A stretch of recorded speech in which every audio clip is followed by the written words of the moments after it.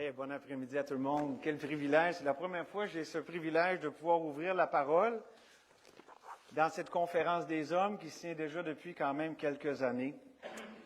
Et oui, je dis amen à tous ces remerciements et cette reconnaissance pour tous ceux qui s'impliquent là-dedans. C'est beaucoup de travail, beaucoup de prières, beaucoup de toutes sortes de choses, oui, effectivement, qui sont pas nécessairement à l'avant-plan. Nous, on bénéficie d'un travail complété et donc... merci à chacun et gloire à Dieu surtout. Et tantôt, j'ai entendu Pasteur Plante nous dire, moi, je ne l'ai pas offert, mais c'est mon cœur aussi, n'importe quoi que vous voulez que je fasse. J'ai parlé avec Frère Léveillé il y a quelques semaines. Puis, j'ai peut-être pas dit, je prends à faire n'importe quoi, mais là, je vous dirais que là, c'est probablement le moment où je vais faire n'importe quoi. Donc, ça peut s'apparenter, en tout cas. Non, j'espère que non, puis c'est ma prière que le Seigneur puisse bénir vos cœurs par sa parole. Tournez avec moi, s'il vous plaît, dans 2 Corinthiens au chapitre 4. 2 Corinthiens au chapitre 4. J'ai vraiment un sens clair de la direction de Dieu sur le message qu'il veut que je vous communique après-midi.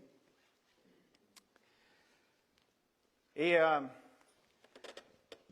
c'est vrai, quand on est le dernier, on se demande tout le temps, vas-tu me faire voler mon texte?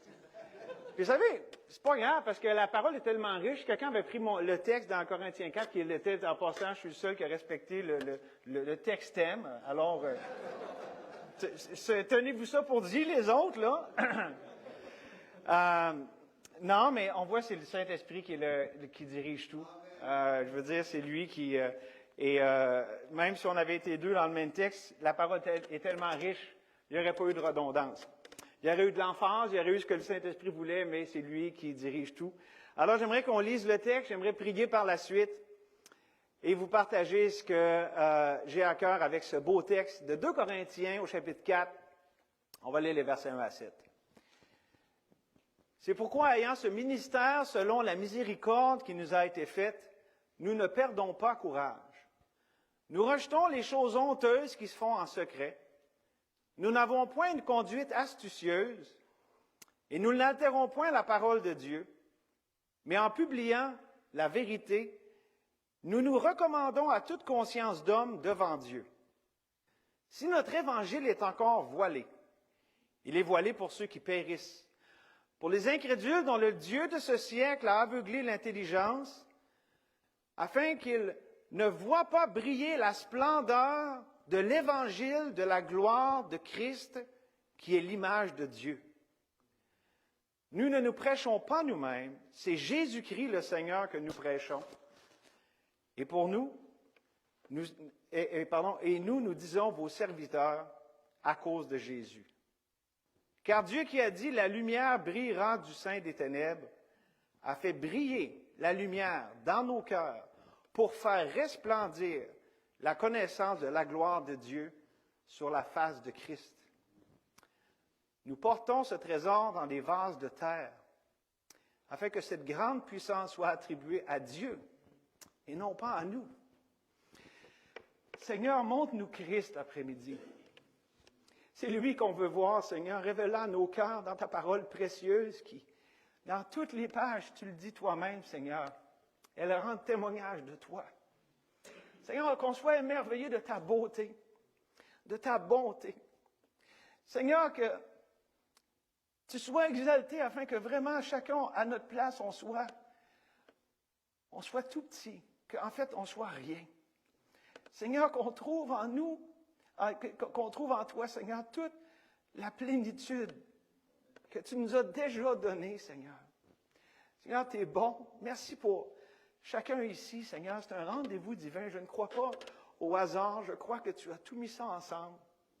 Bénis mes frères. Seigneur, tu es le baume de Galaad qui guérit les blessures. Tu es le Rédempteur qui restaure ce qui a été brisé. Seigneur, tu connais, il y a des hommes probablement ici qui sont dans des situations vraiment difficiles, Seigneur. Mais merci que tu es venu restaurer, racheter, raviver.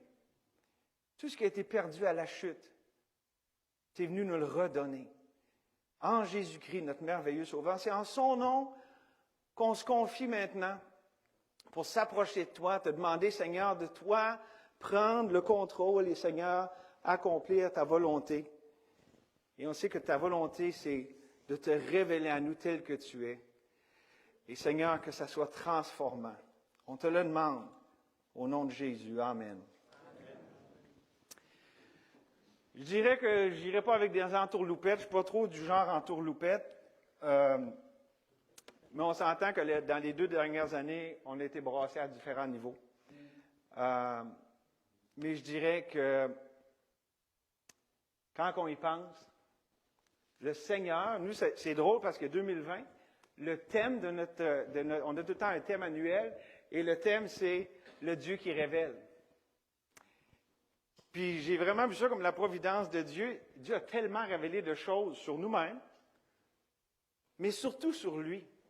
Et j'aimerais vraiment qu'on puisse réfléchir dans les quelques instants. Oui, une rétrospective, mais surtout un regard en avant. Savez-vous, depuis les 2 dernières années, mais avant aussi,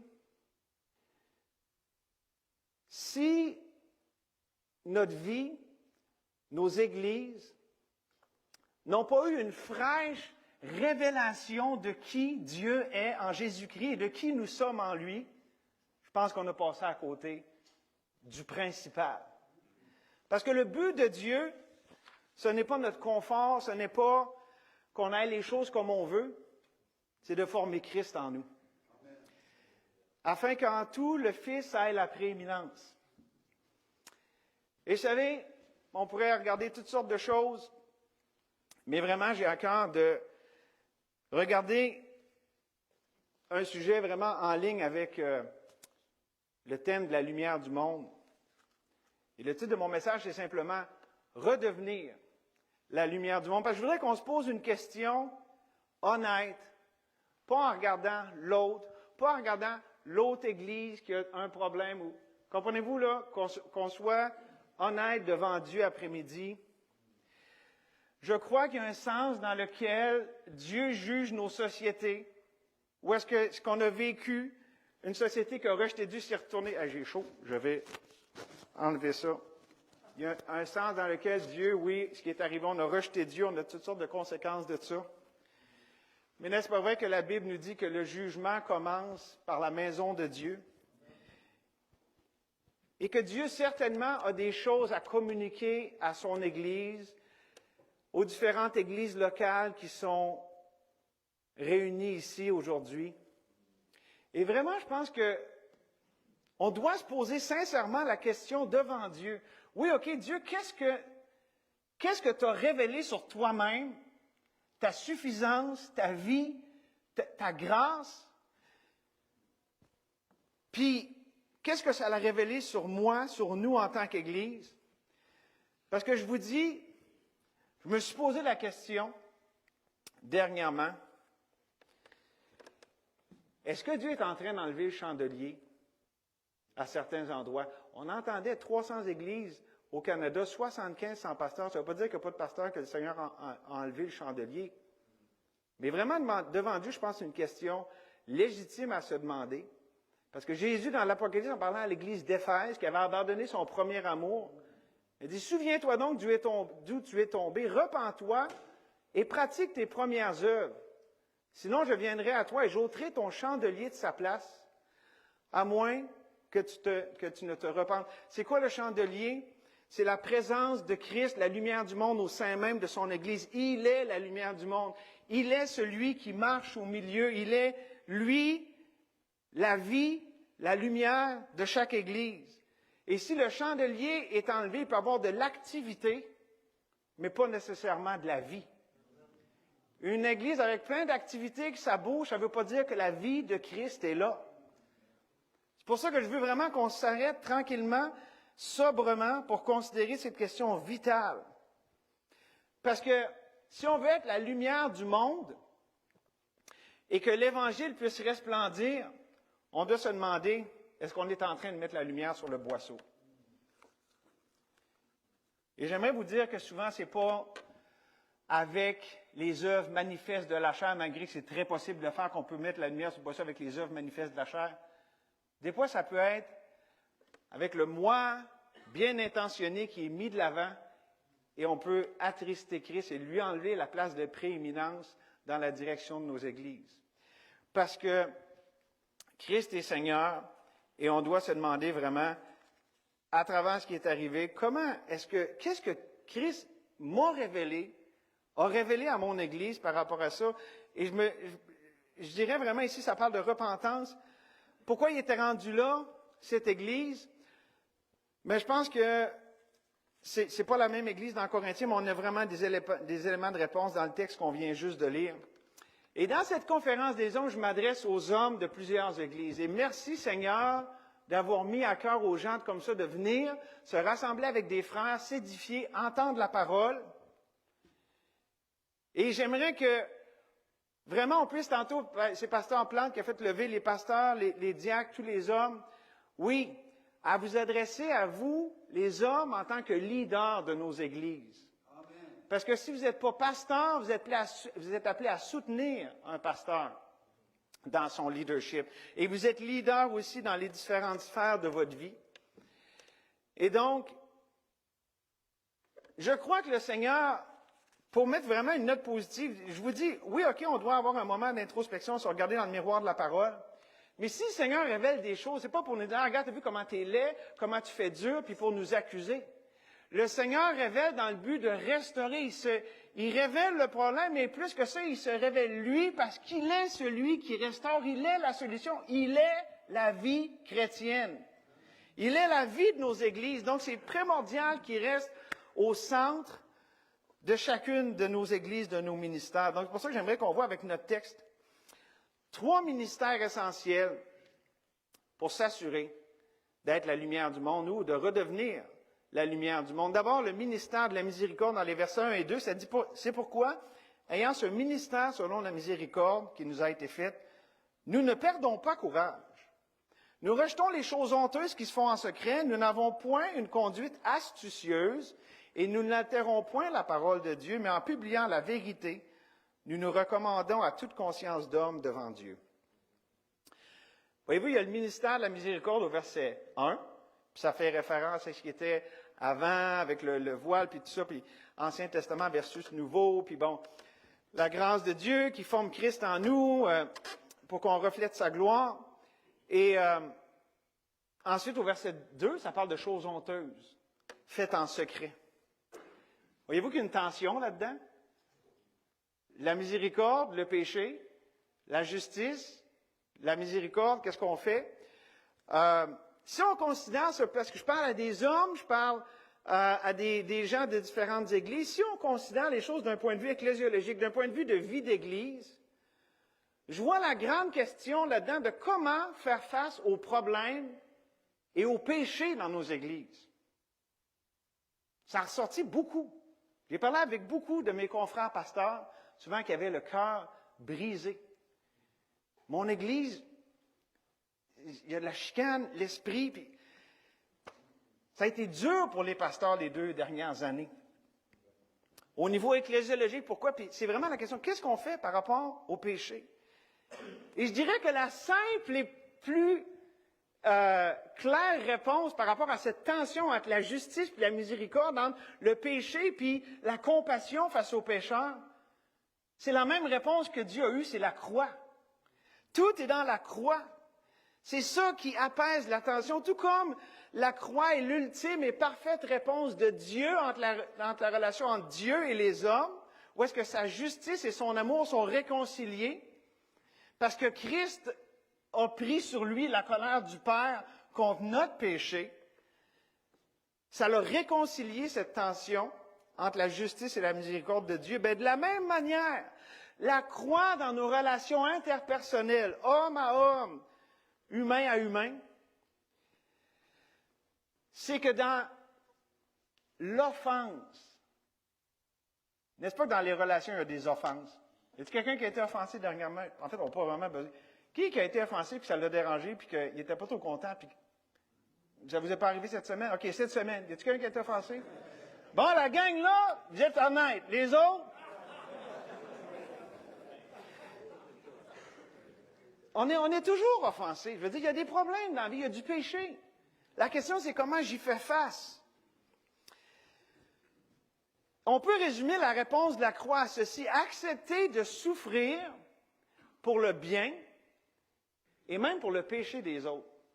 Ceux qui ont des enfants ici, vous savez, c'est souffrant d'avoir des enfants. Non, mais c'est beau, puis c'est de Dieu, mais en même temps, ça révèle comment on est impatient, ça révèle comment on tombe à court de tellement de façons de l'idéal divin, comment notre monde est déchu dans tous ces domaines et toutes les relations s'en ressentent. Et on est appelé pour nos enfants à souffrir pour eux, pour leur bien.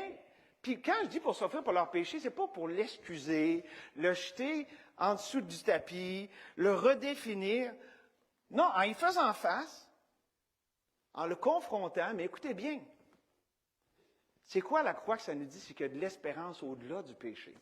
N'est-ce pas ce que la croix nous dit? Le péché a eu un coût énorme. Il a fallu que le Fils meure, qu'il donne sa vie. La colère du Père est tombée sur lui. Mais au-delà de la croix, il y a l'espérance de la vie. Et dans nos relations, quand la croix est là, oui, le péché est là. Oui, l'offense est là. Mais il y a l'espérance que Dieu est plus grand que ça. Il y a l'espérance que ce n'est pas la fin de l'histoire. Les trois gars ici, on a eu le privilège de faire du ministère auprès d'hommes détenus. C'est incroyable les histoires que j'ai pu voir. De gars qui ne croyaient pas qu'ils pouvaient être pardonnés. Puis quelle joie j'avais de pouvoir leur dire: « Ah oui, il y a encore du pardon pour toi à la croix. » Des gens qui se sont convertis. On ne passe pas beaucoup de temps sur le péché, n'est-ce pas? Tu sais, on dit: « Hey, t'es un pécheur, là. » Puis... Non, eux autres, c'est vraiment... Jésus peut vraiment me sauver. Oui, il peut vraiment te sauver. Là où le péché abonde, la grâce surabonde. Et ça doit définir nos relations. Si nos relations s'arrêtent au péché, puis que la façon que je suis en relation avec les autres, c'est à la lumière de ce qui ne marche pas, puis ça l'arrête là, je ne mets pas la croix dans mes relations avec les autres. C'est juste la loi, il n'y a pas la croix qui conduit à Christ. La loi, elle est bonne. C'est la révélation parfaite du caractère, de la justice de Dieu. Elle révèle le péché tel qu'il est. Mais c'est temporaire, c'est pour nous mener à Christ. Dans nos relations, nous devons toujours avoir cette espérance que, oui, il y a du péché, oui, c'est laid, oui, c'est destructeur, des fois c'est horrible, c'est honteux. Mais notre Dieu est plus grand. Et nous, c'est ça notre leadership, c'est de croire à cette croix, de la prêcher et de croire que ce n'est pas la fin de l'histoire, aussi horrible puisse être-elle cette histoire. Vous savez, il y a beaucoup d'hommes, de familles, d'églises qui perdent courage. C'est-à-dire, ici, nous ne perdons pas le courage. Pourquoi? Parce qu'ils ne voient plus d'espérance au-delà des choses honteuses qui se font en secret. Pourquoi? Parce que leur vue de Dieu, leur relation interpersonnelle n'aboutit pas à l'espérance de la grâce de Dieu. Ils ne voient pas qu'au-delà de leur problème, il y a un Dieu qui est plus grand que ça. Puis que, oui, là où le péché abonde, la grâce surabonde. Et là où on peut avoir perdu toute espérance, il y a un Dieu fidèle, il y a un Dieu bon, il y a un Dieu vrai, souverain, qui est capable. Puis là-dessus, j'aimerais vous dire juste une petite note. 6 mois avec Dieu, je vois Dieu qui me regarde du ciel, puis il regarde à ma performance, puis comment je suis tombé court. Je vais être découragé parce que je tombe tout le temps court. Pour vous dire, là, moi je le dis de cette façon-là, si dans ma relation, je ne vois que la bonne loi de Dieu qui me dit « Tu ne l'as pas. Tu ne l'as pas pantoute. » C'est ça que la loi, c'est ça son but, là. Puis elle le dit tout le temps, puis son diagnostic est toujours le bon. Si c'est tout ce que je vais voir Dieu comme étant sévère, puis me regardant, parce que je tombe à court du reste de l'histoire. Et c'est ça, prêcher Christ, c'est ça, croire en Christ, c'est que, oui, il y a des problèmes, mais au-delà, il y a la miséricorde de Dieu. Le ministère de la miséricorde fait en sorte qu'on ne perd pas courage. Il y a un autre point très important que je vais amener là-dessus. On est entre hommes ici. Est-ce que dans votre Église, vous avez développé une culture d'honnêteté? Avez-vous la liberté dans votre Église d'être faible? Avez-vous la liberté d'être vrai par rapport... Puis là, je ne parle pas d'être déplacé en parlant de choses qui sont inappropriées, là. Je pense que ça n'a pas sa place. Pas peut-être d'une façon beaucoup plus intime avec quelqu'un, puis tout ça, être capable de s'ouvrir, oui. Pour pas être pris dans une prison de mensonges puis de cachotterie. Mais est-ce que dans l'Église, on parlait tantôt, est-ce que si quelqu'un demande ça va pas bien puis ça va pas bien, es-tu capable de dire non, ça va pas bien? Ou c'est bien non, c'est la réponse typique. Si entre frères, si dans l'Église du Dieu vivant, qui est la colonne et l'appui de la vérité, on ne peut pas dire la vraie réponse, où est-ce qu'on peut la dire? Puis surtout, où qu'on peut trouver l'appui, la compréhension, la compassion. Beaucoup d'hommes sont pris dans une peur qui les décourage, ils se sentent seuls, isolés, jugés, parce qu'il n'y a pas cette culture d'honnêteté et de vérité. N'est-ce pas que la Bible nous dit dans Éphésiens 4:15 que professant la vérité dans l'amour, nous croîtrons à tous égards en celui qui est le chef, Christ. La vérité et l'amour vont toujours ensemble et c'est ce qui nous protège du compromis, c'est ce qui nous protège de la rudesse. L'amour authentique de Christ. Regardez comment Jésus a approché la femme samaritaine. Est-ce que Jésus a excusé son péché? Est-ce qu'il a fermé les yeux sur sa situation pécheresse? Non. Mais comment il l'a abordé? Appelle ton mari. Vous savez, vous connaissez l'histoire? Elle dit, j'ai pas de mari. Non, tu as raison, celui que tu veux.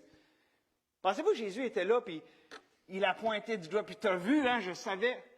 Non, savez-vous quoi? Il donnait de l'espoir à cette femme qui vivait tellement dans la honte qu'elle n'allait plus au puits à l'heure où est-ce que les femmes y allaient. Parce qu'elle vivait dans une honte qui faisait qu'elle était rejetée des autres. Elle allait à plein midi, c'était pas normal d'aller à ce heure-là au puits. Parce qu'elle était plus que la risée du village, probablement la honte du village. Mais elle a trouvé en Christ l'espoir. Et donc Jésus n'a pas condamné cette femme, il l'a invitée à lui-même. Est-ce que vos relations aboutissent à Jésus-Christ? Est-ce que votre attitude, vous-même, est-ce que ça l'aboutit à la personne de Jésus-Christ? Si c'est pas ça, mes amis, c'est quoi l'espoir? Puis c'est quoi qu'on a prêché? C'est quoi la lumière qu'on a au bout du tunnel? Le ministère de la miséricorde. C'est tellement important ce que je vous dis là. Savez-vous quoi? Ça l'a tué et c'est en train de tuer non seulement des hommes, des familles, mais des églises au complet, de gens qui se sentent seuls, découragés, sont dans la honte, ils vivent du rejet, puis ont peur de sortir du placard. Savez-vous que Jésus est venu carrément tout régler ça? Honte, rejet, peur. Ça, avec Éden, là, la chute, paf, tout arrivé, cette affaire-là. La peur, sont allés se cacher. La honte, et tout de suite, la première famille, bang, le meurtre rentre dans la famille. Tu sais, on parle, tu sais, elle aurait pu commencer par quelque chose d'un peu plus subtil. Bang, le meurtre, puis là, la honte qui est tout rattachée à ça. Puis ils ont été rejetés du jardin d'Éden. Mais Christ, qu'est-ce qu'il est venu faire? Il est venu restaurer ça. Les gens, justement, qui étaient dans la honte, comme cette femme dont je viens de parler, l'homme qui n'osait même pas lever les yeux au ciel. Il a reçu, Christ, en versant son sang, il donne la valeur. Il dit, j'ai payé pour le salut de ton âme. Ça, c'est la plus grande valeur qu'on peut avoir, que le Fils de Dieu lui-même ait versé son sang pour notre âme. Il n'y a pas plus grande valeur. Sécurité nulle ne les ravira de ma main. On croit un salut éternel. Tu sais que des fois, les gens, on peut perdre notre salut. Comment on peut être en Adam, mort dans nos offenses et nos péchés, par la grâce de Dieu être placé en Christ, sécure éternellement, puis que ça se défasse? Ça se peut pas. Même nous, si on essayait, on ne serait pas capable. Parce que c'est l'œuvre de Dieu, c'est pas humainement défaisable. Sécure. On a de la valeur aux yeux de Dieu, et c'est la fin du rejet.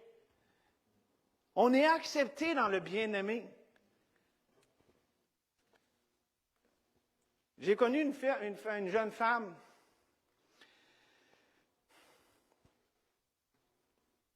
Vous savez, des fois, c'est dur d'être vrai quand dans notre propre tête, on s'imagine que, là, si je dis ça, les gens vont rire de moi, ils vont penser ci, ils vont penser ça. Un beau moment qui est arrivé à peu près un an. En ce moment, dans une petite réunion comme ça, chez des gens, puis elle fait part de ses doutes. Les affaires pas belles de son cœur, c'était rien d'extravagant ou d'extrêmement honteux, mais c'était dans son cœur. Puis elle a été reçue avec amour.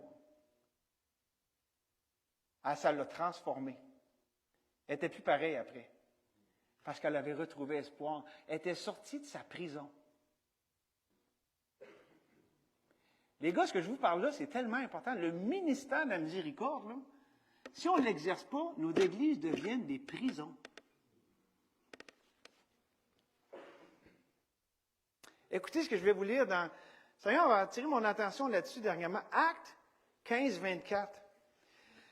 Tout ce qui a donné le contexte du concile de Jérusalem, des gens comme ça qui allaient, des judaïsants, qui allaient prêcher Jésus plus, c'est pas assez Jésus, il faut être circoncis, retourner sur le rituel, les différents rituels mosaïques.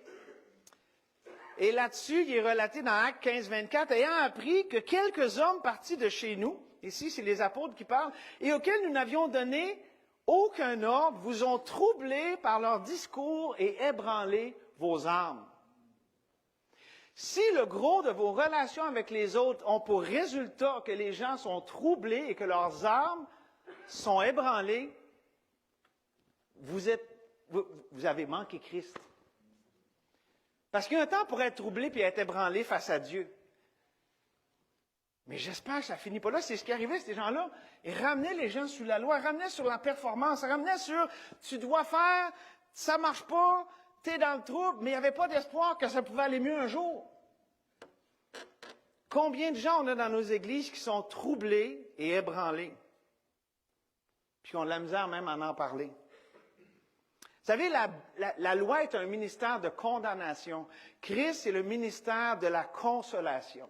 Le ministère du Saint-Esprit. Christ, le Rédempteur, il est venu restaurer tout ce qu'on a perdu à la chute, je l'ai dit, il est venu le restaurer. L'Esprit du Seigneur l'Éternel est sur moi, car l'Éternel m'a oint pour porter de bonnes nouvelles aux malheureux. Il m'a envoyé pour guérir ceux qui ont le cœur brisé, pour proclamer aux captifs la liberté, aux prisonniers la délivrance.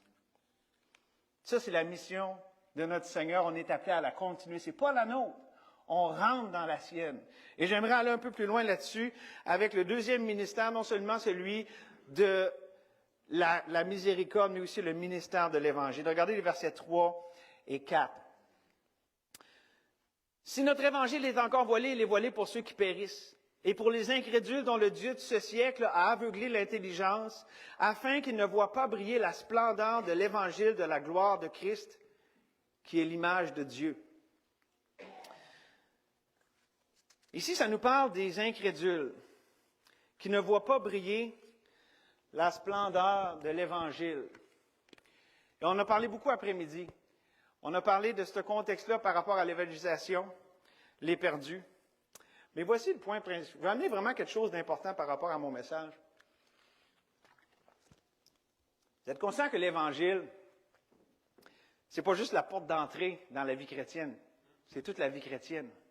Certains appellent ça l'Évangile au sein. Des fois, on peut parler de la sanctification par la foi, par opposition à la sanctification par les œuvres. Fais ceci et tu vivras, c'est plutôt le juste vivra par la foi. Je crois que c'est une grande vérité négligée, parfois ignorée, mais disons voilée par Satan et par la chair aussi. Par la chair là, de nos bons efforts que nous, on veut faire quand on veut faire nos bonnes idées. Et par conséquent, ça voile l'Évangile aux perdus. Parce qu'on attriste l'Esprit de Dieu, ne laissant pas l'Évangile faire son plein travail en nous, les enfants de Dieu. Donc, on est timide, on est peureux, on est toutes les affaires qu'on a vues là cet après-midi dans le panel. Parce que les deux sont directement reliés, l'Évangile aux saints et l'Évangile aux perdus. Pourquoi? Parce qu'est-ce qu'on prêche? Qu'est-ce qu'on présente à tout homme? Christ en nous, l'espérance de la gloire. C'est pas nous qu'on prêche, c'est Christ. Et donc, si c'est déficient dans notre relation avec Dieu, ça va l'être aussi lorsque ça sort pour être présenté aux autres. Paul a dit, Christ est ma vie. Est-ce que quand je parle aux autres, je leur présente une réponse à un plan, ou je leur présente une personne, comme notre frère a dit, qui donne l'ordre de croire? Ce n'est pas la suggestion. C'est l'ordre, il y a l'autorité de la parole, mais aussi c'est la personne que je vous présente, que je connais, qui est ma vie, qui est mon tout, qui est incomparable. Dieu est saint, ça veut dire qu'il n'y a pas personne qui est comme lui. Est-ce que c'est la saveur, la teneur de ma présentation de l'Évangile, ou c'est la réponse à un plan que je m'attends? Est-ce que c'est professionnel ou est-ce que c'est personnel? L'impact de nos meilleurs efforts ou de notre lumière sur le monde, si on le compare à Christ en nous, sa lumière, ça ne se compare pas. Je veux dire,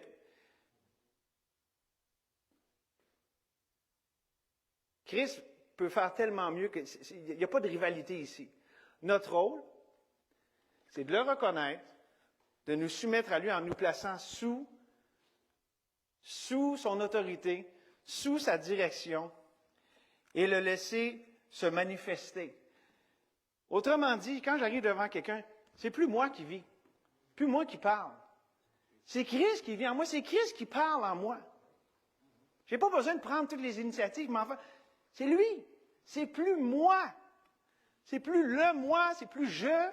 C'est plus Romains 7, je veux faire ci, je veux faire ça. Vous remarquez dans Romains 7, à partir de 15 à 25, à tour de bras, mes amis. Puis enfin, quand arrive, misérable que je suis, qui me délivrera de ce corps? Pas quelle recette, pas quel preacher, puis que là, je vais avoir la bonne recette. Non, qui? Et c'est Jésus-Christ. C'est lui. Gloire soit rendue à Dieu. C'est lui qui nous donne la victoire par Jésus-Christ, notre Seigneur. Ça m'amène au troisième ministère, non seulement le ministère de la miséricorde, le ministère de l'Évangile, le ministère du service de Dieu, versets 5 et 6.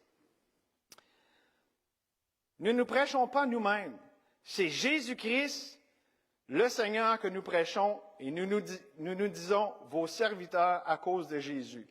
Car Dieu qui a dit la lumière brillera du sein des ténèbres a fait briller la lumière dans nos cœurs pour faire resplendir la connaissance de la gloire de Dieu sur la face de Christ. La sanctification par les œuvres dont je viens de parler, l'idée de voiler l'Évangile en se mettant, en laissant pas Christ prendre sa juste place dans notre vie, en s'appuyant sur nos raisonnements qui disent, je vais faire ci, puis je vais faire ça, au lieu de marcher par la foi, se confier en Dieu, s'attendre à lui, le reconnaître dans toutes nos voies. C'est l'une des formes les plus subtiles, les plus répandues, les plus puissantes de la chair qui se sert de Dieu. Et en fait, c'est ça, pas tant qui se sert de Dieu, mais qui se sert de Dieu pour accomplir ses plans, sa volonté, nos affaires. Puis là, on joue dans le subtil, parce qu'on ne va pas dire, « Hey, Dieu, j'ai donc bien des plans. » Mais on dit, « Seigneur, ça, c'est vraiment une bonne idée. Là. J'ai ça à cœur. Là. Puis, peux-tu venir bénir ça, Seigneur? C'est vraiment une bonne idée. » Là. Mais n'est-ce pas que ça dit dans Ésaïe, ceux qui s'attendent à l'Éternel, qui se confient, s'attendent, arrêtez, sachez que je suis Dieu. Est-ce qu'avant la bonne idée, est-ce que je me suis arrêté de Dieu, puis cette idée origine de lui, puis j'embarque dans ce que lui fait, ou j'ai eu une super bonne idée, puis tu sais, puis tout avec le vénir chrétien, puis tout le kit, puis là je demande à Dieu de la bénir. Qui est l'initiateur dans mon service pour Dieu? Qui est à l'origine? Parce que la chair, il y a les œuvres manifestes de la chair, mais aussi la subtilité de la chair qui, des fois, avec toutes nos bonnes intentions, on peut faire la mauvaise chose. Je vais vous donner un exemple. On parlait tantôt d'offense. On parlait des fois de choses qui peuvent être légitimement corrigées dans la vie de quelqu'un. Est-ce que vous allez, à bras raccourcis, vous jeter sur cette personne, ou bon, plus subtilement, arriver, puis, Franck, j'ai quelque chose à te dire, ça ne marche pas, ou il faut qu'on s'occupe de cette chose-là, ou est-ce que vous prenez le temps de vous arrêter, Seigneur, tu vois ce qui arrive. C'est quoi que tu veux faire? C'est quoi que tu es en train de faire? Puis c'est quoi que tu veux que je fasse là-dedans? Moi, je ne veux pas embarquer là-dedans si toi, tu ne m'embarques pas là-dedans. Je vais vous donner un exemple très concret. Là. On a passé par 1001, je veux dire, la montagne russe, par toutes sortes de choses, surtout en 2022. Mais gloire à Dieu, c'était tellement merveilleux parce que Dieu est tout le temps là, tout le temps suffisant. Mais je vous dis, par bout, là, comme on dit en québécois, je capotais bien raide. OK? Il y avait plein de choses qui se passaient. Je ne savais pas où me garrocher. Puis, il y a quelque chose que je savais par contre. La personne dont je me méfiais le plus, c'était moi-même. Il m'a dit, là, si j'interviens, je vais mettre les pieds d'un plat. Parce que je savais, c'est des gens que j'aime. C'était des situations, il y en a qui étaient vraiment complexes et problématiques. Puis tu ne veux pas arriver là avec tes gros sabots, gros gens comme devant, ou avec toutes tes bonnes intentions, puis dire, frère, tu sais, Seigneur, c'est quoi? OK, cette personne-là a besoin d'aide, mais tu veux-tu te servir de moi? C'est vous que le Seigneur peut se servir d'un autre. Le Seigneur fait ce qu'il veut, là. Est-ce que je me suis arrêté pour y demander? Je vous dis, 2022, on dit en anglais, c'est mon gros takeaway, là. C'est ce que je retire le plus de 2022. Mon ami, quand on s'attend d'une main, puis là, je vous dis, là, c'est ce que j'ai trouvé le plus dur, là. À un moment donné, j'étais découragé. J'ai pensé à un moment donné, j'étais à la serviette, je me dis, j'ai besoin d'aide quelqu'un, puis... Mais je me suis attendu à Dieu, tant bien que mal. C'est incroyable. Dieu est fidèle, Dieu est vivant. Il s'est occupé littéralement de tout. Puis c'est pas là que j'étais assis puis je faisais rien. Mais en m'attendant à lui, à un moment donné, whoop, il faisait, puis là, OK, là, il voulait que je fasse ça à ce moment-là. Il voulait, des fois c'était un autre, puis à un moment donné, il mettait encore, puis là, t'es là, hein, ça s'est comme réglé tout seul. Ça s'est pas réglé tout seul, il a mis à cœur à quelqu'un d'autre, qui a fait la job bien mieux que moi. Même dernièrement, il y a un frère, une situation complexe, puis Dieu a mis à cœur un frère et une sœur dans l'Église. Ça, c'est le ministère mutuel dans l'Église. Il leur met à cœur de tout, en priant, baignant ça dans la prière, d'accompagner les gens dans une situation complexe, qui aimaient, qui connaissaient. Puis moi, j'ai vu ça, j'ai dit, wow, gloire à Dieu. Puis le frère arrive à l'avance un dimanche matin. Il dit, ouais, c'est normal, à l'avance, je voulais qu'on prie sur cette situation-là, ça te dérange-tu? Ça, c'est le genre d'affaires qu'on veut qu'il se passe. Comprenez-vous? Il ne faut pas que ça soit humain. Il ne faut pas que ça soit logique humaine, puis tout. Si ce qu'on fait, c'est toute logique, puis c'est tout dans la zone de confort, puis c'est tout normal, c'est probablement pas de Dieu. Parce que Dieu nous demande, là, puis là, on arrive, je ne suis pas capable, je ne sais pas comment, puis c'est pas logique, puis on ne sait pas quoi faire. Bienvenue dans la zone, hors de la zone de confort, puis c'est pour ça qu'on a un consolateur, parce que quand on lui fait confiance, on trouve sa consolation, il nous rejoint exactement là où est-ce qu'on est rendu. Puis c'est ça que je recherche dans l'Église. Je ne cherche pas à ce que les problèmes soient réglés. C'est pas assez. Je cherche à ce que Christ rencontre les gens là où ils sont rendus. N'est-ce pas ce qu'on veut? Parce que, pensez-y, là, si le problème est réglé, mais la personne, elle s'en va, puis son cœur s'endurcit face à Dieu, elle a réglé son problème, mais dans une pire condition que la première. Mais quand on prie, qu'on cherche le Seigneur, qu'on s'attend à lui, qu'on le laisse travailler, puis dans ce que lui, comment il veut nous utiliser, puis tout ça, puis c'est pas un one-man show, une église. Là, on voit, wow! Ça, c'est Dieu qui l'a fait. Ça, mes amis, il n'y a pas de plus grande récompense. Là, tu es là, tu dis, hey, Dieu, c'est toi qui l'a fait, là. Hey, c'était pas nous autres, parce que là, moi, j'aurais vraiment pas fait ça de même, là. Hey, mais je suis content que tu t'en aies occupé de moi, c'est tellement mieux, là. Il y a une joie, il y a une paix. C'est ça qu'on a besoin, c'est ça la lumière du monde. Les gens sont dans les ténèbres, sont confus. Ils ne savent pas où se déranger. Même beaucoup de chrétiens des fois, ils sont dans les ténèbres, la honte, ils sont tout seuls. On a besoin d'avoir cette lumière que Christ donne. Christ en nous, l'espérance de la gloire. Ah, je suis bien énervé. Plus énervé que les deux premiers, même plus que M. Plante. Peut-être que vous devenez un peu vieux, M. Plante, puis... C'est ça, là. Il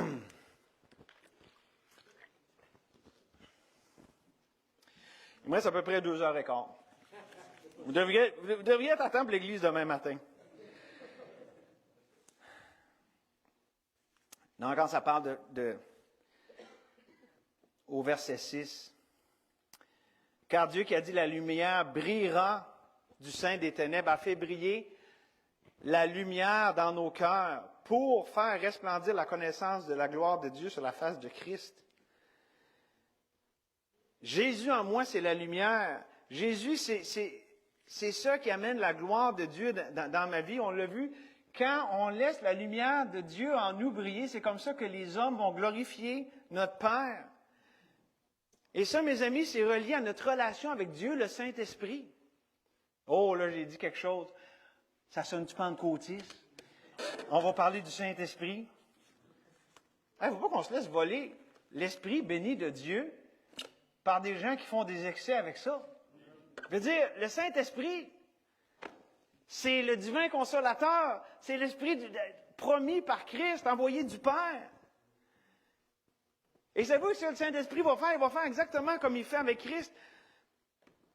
Il va prendre ce qui est de Christ, puis il va l'exalter. Puis quand on marche par l'Esprit, on va se cacher derrière la croix, puis on ne va pas se mettre de l'avant, on va mettre Christ de l'avant. Alors, regardez le fruit de l'Esprit, là.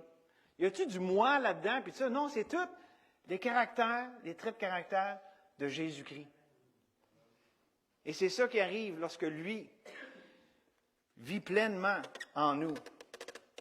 Ah, j'aurais tellement de choses à vous dire, mais je veux juste dire quelque chose ici de vraiment important. On parle de briller la gloire de Dieu et tout ça.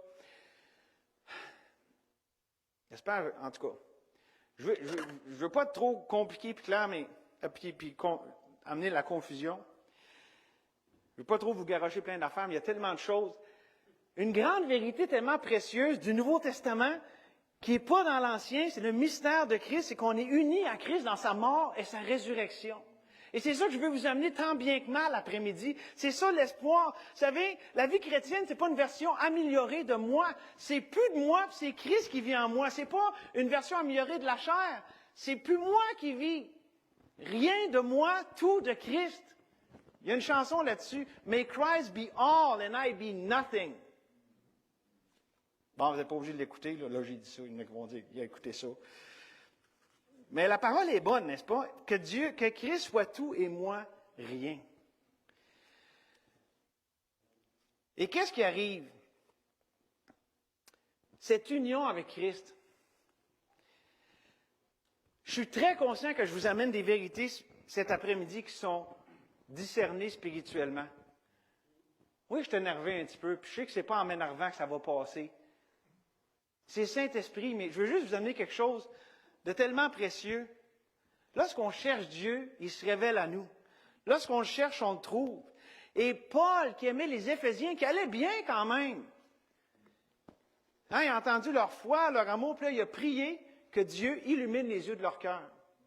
Que Dieu révèle toute la grandeur, la splendeur de ce qu'ils sont en Jésus-Christ. C'est tellement grand, cette vérité-là de notre union en Christ dans sa mort, son ensevelissement et sa résurrection, que ça prend le Saint-Esprit pour nous ouvrir les yeux là-dessus, qu'on voit, wow!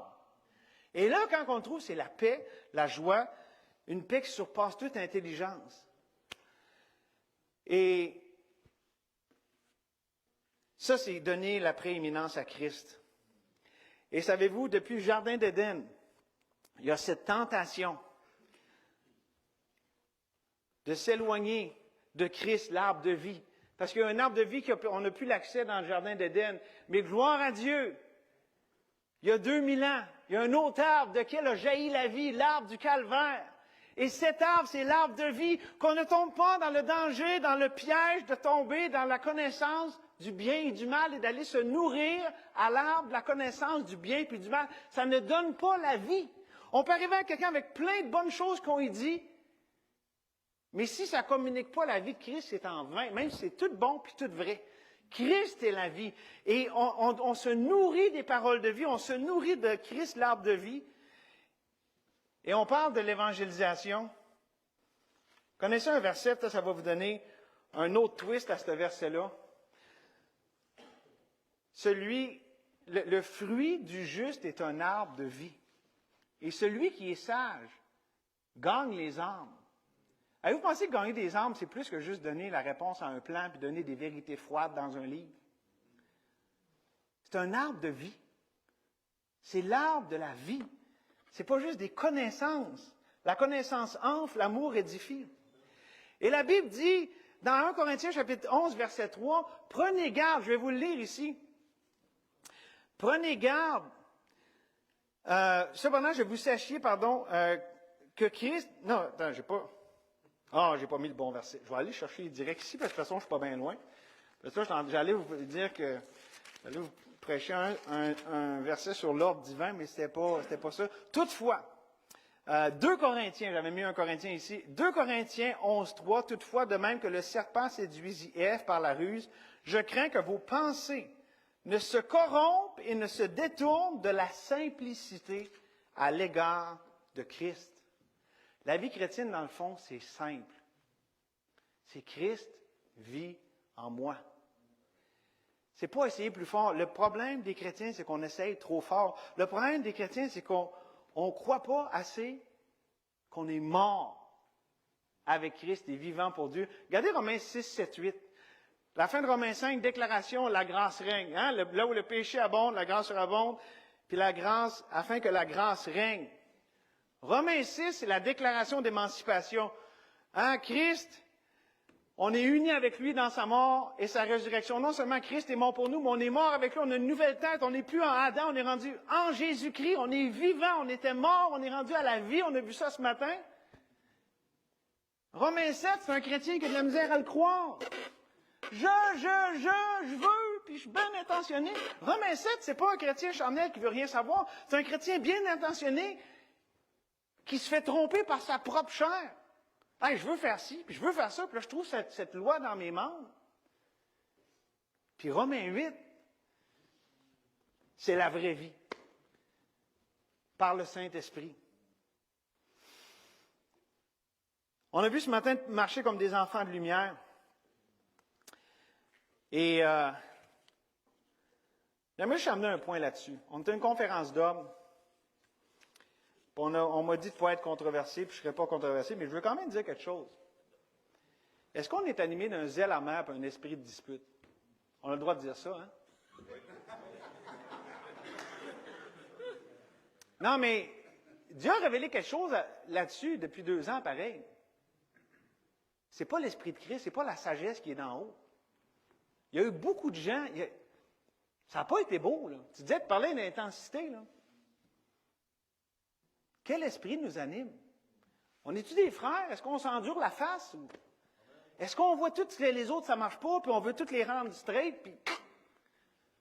Ou est-ce qu'on a la patience de Christ? Évidemment que tes frères ne sont pas rendus où ils sont, parce que toi non plus, tu n'es pas rendu où tu es. Est-ce que tu as de l'espoir? Est-ce que tu l'amènes à Christ? Est-ce que toi, tu vois l'espérance de Christ dans cette relation avec cette personne? Ou tout ce que tu vois, c'est une personne qui est à fixer? Je ne sais pas si vous savez, mais quand vous êtes la personne à fixer, c'est très repoussant. Puis je connais beaucoup de gens qui ont rejeté les églises, les chrétiens, parce que c'est tout ce qu'il y avait comme message. Tu n'es pas correct, ça ne marche pas. C'était beaucoup plus subtil, c'était plus embelli, mais c'était le message, puis ils l'ont compris. N'est-ce pas? Quel esprit nous anime? Et comment la sagesse qui vient d'en haut, pleine de miséricorde et de bons fruits, conciliante, elle recherche la paix. N'est-ce pas que la Bible nous dit dans Éphésiens 4.32, « Soyez bons les uns envers les autres, compatissants, vous pardonnant réciproquement. » Ah, mais tu ne sais pas ce qu'il a fait. Tu ne sais pas comment c'est grave. OK. Comme Dieu vous a pardonné en Jésus-Christ. Oups. La mesure, c'est Christ, là. Si tu trouves que c'est trop grave, va comparer à ce que Christ a pardonné. Mes amis, je pense qu'on est à un temps où est-ce qu'on doit sobrement se placer devant Dieu puis se demander, est-ce qu'on est la lumière du monde? La Bible nous dit que Christ est la lumière de la vie. Est-ce que nos églises jaillissent de la vie, de l'arbre de vie, de la vie du calvaire? Ou est-ce que c'est plus la mort? C'est très sérieux comme question parce que Jean, dans l'Apocalypse, relate les paroles de Christ qui dit, si tu ne te repens pas, je vais enlever ton chandelier, fait que tu vas devenir un club social. Parce que tu vas pouvoir t'appeler une église pour avoir une pancarte, mais moi, je ne suis plus là. Là, c'est grave, là. Je ne suis pas en train d'accuser personne de dire que personne n'est là, je suis en train de dire, considérons-le sérieusement. Dieu il a été bon toutes les 2 années, 2020, 2021, 2020. Là, ça fait 2020, la fin, 2021, 2022. Dieu n'a jamais arrêté d'être bon. En fait, Dieu a démontré sa bonté. Dieu a révélé des choses extraordinaires. Dieu nous a mis face à nous-mêmes. Dieu a fait son œuvre. Est-ce que c'est vrai encore que Dieu transforme le mal en bien, que là où les frères de Joseph avaient médité de faire du mal, Dieu l'a changé en bien pour sauver un grand peuple. Pensez-vous que c'est encore vrai en 2000? Moi, je vous dis, là, je témoigne qu'il y a beaucoup de gens qui sont venus au Seigneur, qui sont revenus au Seigneur à cause de ce qui est arrivé. Dieu est bon. Oui, il est arrivé toutes sortes d'affaires puis tout ça, mais c'est pas ça qui doit être notre focus. Puis dans l'Église, le focus ne doit pas être sur ce qui ne marche pas, sur toutes sortes de choses qui peuvent nous égarer. Mais Christ et Christ seul, afin qu'il ait la prééminence et qu'en toute chose, il soit le premier. Comme ça, la pancarte, it's not about you. C'est toi qui m'avais dit ça, tu avais été à une place, puis ça dit sur l'Église, it's not about you. C'est pas à ton sujet. Tu sais, la vie, là, c'est pas au sujet de moi, là, puis comment j'ai donc des raisons de ci, des raisons de ça. Non, c'est Dieu. C'est Dieu qui doit avoir la prééminence. Je termine avec ceci. La seule façon d'être la lumière dans ce monde, c'est de prêcher Christ, de le laisser vivre en nous, de le rechercher de tout notre cœur, de trouver en lui notre identité. Nous avons en lui la sécurité, l'acceptation. On a une valeur parce qu'on est racheté par son sang précieux lorsqu'on est un enfant de Dieu. C'est ça qui doit ressortir de nos églises, de nos vies. C'est pour ça que Paul a dit, j'ai pas eu d'autre pensée quand j'étais parmi vous d'aller prêcher Christ et Christ crucifié. Parce que c'est ça l'espoir. Et vous savez tous, ça dit dans Colossiens qu'on a en lui toute plénitude. Et si on a toute plénitude en lui, on peut être sécure dans son amour. On peut être sécure. Ça a l'air que c'est un anglicisme de dire ça. Mais vous avez compris quand je dis ça? On peut être sécure dans son amour. Vous savez que souvent, là, pourquoi qu'on agit tout croche, puis on panique, tout ça? Parce qu'on pense que ce qui nous arrive, Dieu l'échappe à quelque part. On ne croit pas que ça arrive parce qu'il nous aime. Pas, il nous endure, puis tout. Non, non, non, non. Cette calamité que tu vis, c'est parce que Dieu t'aime. Même si ça fait mal, même si tu ne comprends pas, même si tu es complètement en dehors de tout ce que tu as connu puis de ta zone de confort, ça l'arrive parce qu'il t'aime, parce qu'il veut former Christ en toi. Puis si tu n'es pas sauvé, c'est parce qu'il veut t'amener au pied de la croix. Si vous n'êtes pas sauvé aujourd'hui, vous êtes dans l'assemblée des saints, des gens qui connaissent Christ comme leur sauveur, puis notre plus grand désir, n'est-ce pas, c'est que vous connaissiez celui qu'on connaît. Amen. Si vous n'êtes pas sauvé aujourd'hui, vous pouvez le recevoir. C'est vrai, c'est pas plus compliqué. On peut être comme ça, passer de la mort à la vie, en mettant notre foi dans l'œuvre parfaite, la personne de Christ. Puis demandez pas, j'ai pas assez de foi, j'ai déjà prié. Puis c'est pas la question de la grosseur de la foi, c'est où t'as mets. T'as mets-tu en Christ et en Christ seul ou quelque part ailleurs? Hey, j'aimerais juste vous dire, vous savez qu'on peut tomber dans un piège, puis je termine avec ça. Je parlais d'identité, notre sécurité, puis tout ça. Savez-vous comment des fois des gens arrivent à être découragés? Ils tombent à court du ministère de miséricorde, du ministère de l'Évangile. Leur service pour Dieu devient tout boiteux. Pourquoi? Parce qu'ils veulent trouver leur identité dans ce qu'ils font afin d'être quelque chose. Fais ceci et tu vivras. C'est le mensonge direct qui arrive d'Éden. L'arbre de la connaissance du bien et du mal. Fais ceci et tu vivras. Alors que la Bible nous dit, si quelqu'un est en Jésus-Christ, il est une nouvelle création. Nous sommes une nouvelle création. Et donc, nous faisons. C'est à la lumière de ce que Dieu a fait de nous en Jésus-Christ que nous faisons ce que nous faisons. Et ce n'est pas un fardeau, c'est une joie, c'est un privilège. Est-ce que c'est la saveur de ta vie? Moi, vous dites, je me réjouis tellement de ce que Dieu a fait dans les 2 dernières années parce que c'est comme si j'avais été ressauvé. Là, c'est pas une fausse doctrine que je vous enseigne. Mais on dirait que je regoute, tu sais, comme les pas Sugar Frosted Flakes, les cornflakes. Goûtez-y encore pour la première fois. C'est comme, je reviens à la joie de mon salut. Puis c'est Christ, c'est simple, c'est tellement pas compliqué. C'est pas une recette, c'est pas une bebelle, c'est pas une gamique. C'est Christ et lui seul. Et donc, j'ai une invitation, puis je ne sais pas trop comment on fait ça. Je vais vous laisser les gars gérer ça le reste, mais voici mon invitation que je vous... Amenez ça dans vos bagages, là, quand vous retournez chez vous. Voici ce qu'on doit... Là où je voudrais que ça atterrisse, tout ce que je vous dis là. J'ai parlé des richesses incompréhensibles de Christ, de la suffisance de notre Dieu extraordinaire. Puis peut-être ça sonne lointain, intangible pour vous autres. Ou peut-être que vous êtes en train de commencer à goûter, puis vous en avez soif, vous en voulez plus. Bien, la Bible dit que Dieu rémunère ceux qui le cherchent. Et que lorsqu'on le cherche, de tout notre cœur, on le trouve. Fait que si les hommes qui sont ici, on s'unit d'un même cœur pour dire Dieu, OK, il y a toutes sortes d'affaires qui arrivent dans la vie, là. Mais là, on va s'entendre là-dessus, là. On va chercher Dieu. Puis on va chercher à trouver en lui notre identité, notre sécurité. Au lieu là, de dire, là, ah, j'ai-tu été correct? Non, non, gars, je suis jamais tout correct. Mais Dieu m'aime pareil. Puis je suis sécure en lui. Je n'ai pas besoin de performer pour être aimé par Dieu.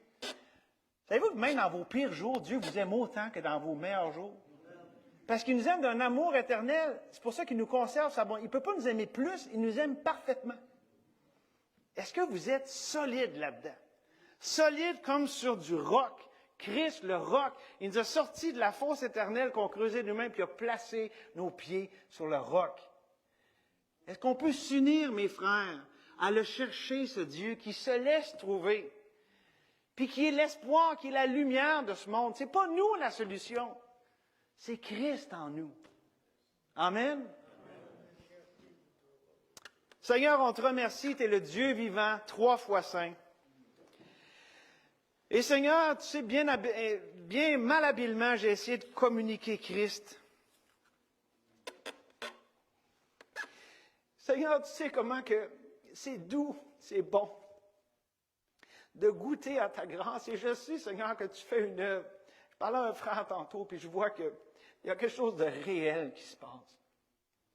Tu es le Dieu de toute grâce, tu es le Dieu de toute consolation. Oubliant ce qui est derrière, on veut regarder, porter les regards sur ce qui est en avant. Et c'est toi qui es en avant, Seigneur. On sait que tu vas revenir bientôt.